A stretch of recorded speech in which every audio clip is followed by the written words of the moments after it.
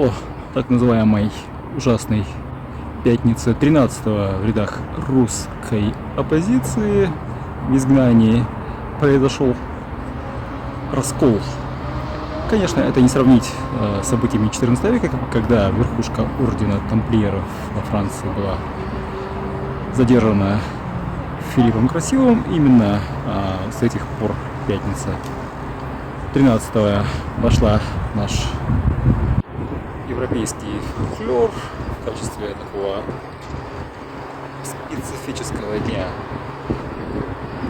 И если кто-то вчера и испытал очередное разочарование по поводу того, что наша так называемая оппозиция, так называемая демократическая, опять, прошу прощения, разосралась, чёс, прошу прощения, в будущем постараюсь воздержаться подобных слов, то лично я совсем никаких надежд на них и не возлагал.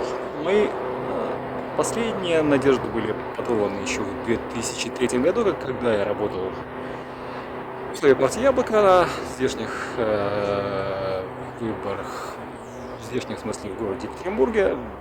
Последние были масштабные, важные, как тогда казалось, выборы в Государственную Думу. И я, да и, видимо, не только я, думал о том, что, неважно, кто пройдет в парламент, «Яблоко» или СПС, тот, кто пройдет, пусть объединяет демократические силы. Как известно, никто из этих партий не прошел. Собственно, партии были, при всем моем к ним уважении, имитационные. Они были не настоящей оппозицией, которая предлагает свой проект будущего. Они были карманной оппозицией Кремля. Такой карманной оппозицией Кремля они и остались. Это я сейчас про наши так называемые политические партии, которые остались в Российской Федерации. Надежды на фонд борьбы с коррупцией, который наверняка призван террористической экстремистской организацией, должен я сказать, находясь в Екатеринбурге, закончились вместе с жизнью Алексея Навального. У меня к Алексею были вопросы, вызванные его очевидным авторитарным, местами тоталитарным образом восприятия окружающего мира. И в конце концов, когда я уже решил для себя, что ладно, пусть лучше будет Алексей, хоть какой-то шанс, вот тогда его, к сожалению, и убили в тюрьме. Его, так сказать, команда не способна, конечно, поднять знамя реального лидерства в изгнании. И их личные дела и качества вызывают,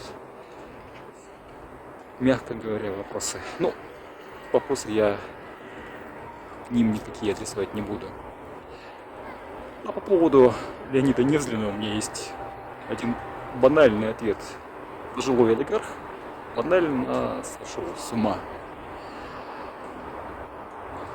Команда Ходорковского, который тоже наверняка признан иноагентом и не исключено, что террористом и экстремистом, тоже состояла, по крайней мере, из такой же шайки мародеров, как и команды условных Фридмана Авина, Вицельберга, Усманова, Прохорова, Потанина, Лисиной, условных и тому подобных мародеров, которые нажились на развале моей родины, Советского Союза. И сам Ходорковский, по его же словам, давал $1000 экипажам танков в 93-м году, стрелявших по Белому дому, и потом давал $2 или $3 миллиона лично Борису Анатолию Борисовичу Чубайсу за доступ к телу, к уху Бориса Ельцина в 96 году.